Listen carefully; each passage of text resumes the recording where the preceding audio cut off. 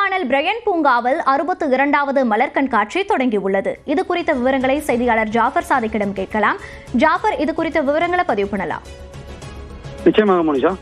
திண்டுக்கல் மாவட்டம் கொடைக்கானலில் April May மாதங்கள் கோடை சீசன் காலங்களாகும். வெளி மாவட்டம் மற்றும் வெளிமாநிலங்களில் நிலவும் வெப்பத்தை சமாளிக்க ஏராளமான சுற்றுலா பயணிகள் கொடைக்கானலுக்கு வருவது வாடிக்கையானது ஒன்று.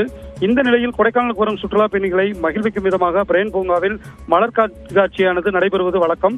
இந்த நிலையில் இன்று 62வது மலர் கண்காட்சியை அரசு கூடுதல் தலைமைச் செயலாளர், சுற்றுலா பண்பாடு அறநிலையங்கள் துறை தலைவர் மணிவாசன் மற்றும் வேளாண்மை உற்பத்தி ஆணையர் மற்றும் அரசு செயலாளர் தட்சிணாமூர்த்தி, மாவட்ட ஆட்சியர் சரவணன், திண்டுக்கல் நாடாளுமன்ற உறுப்பினர் சச்சிதானந்தம் உள்ளிட்டோர் இணைந்து ரிப்பன் வெட்டி இந்த மலர் கண்காட்சியை துவக்கி வைத்தனர். மேலும் கொய் மலர்களால் மயில், புவிசார் குறியீடு பெற்ற திண்டுக்கல் மலைப்பூண்டு, கொய்யாக்கனி, செல்ஃபி பாயிண்ட், கங்காரு உள்ளிட்ட உருவங்கள் வடிவமைக்கப்பட்டு மலர்களால் அலங்கரிக்கப்பட்டு காட்சிப்படுத்தப்பட்டுள்ளது.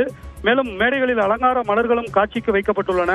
அதே போல காய்கறிகளில் வடிவமைக்கப்பட்ட யானை, அணில், பஞ்சவர்ண கிளி, புலி உள்ளிட்ட உருவங்களும் காட்சிப்படுத்தப்பட்டுள்ளது.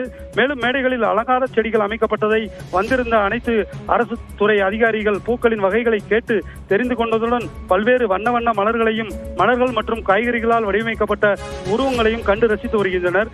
மேலும் பூங்கா மலர்படுகைகளில் 3 கட்டமாக நடவு செய்யப்பட்ட மலர் நாற்று வகைகளான சால்வியம், டெல்பினியம், பிங்காசர், லெல்லியம், மேரிகோல்டு, கேலண்டுல்லா மற்றும் ரோஜா வகைகள் உள்ளிட்ட லட்சக்கணக்கான மலர் வகைகள் மலர்கடுகைகளில் தற்போது பூத்து குலுங்கி வருகின்றது.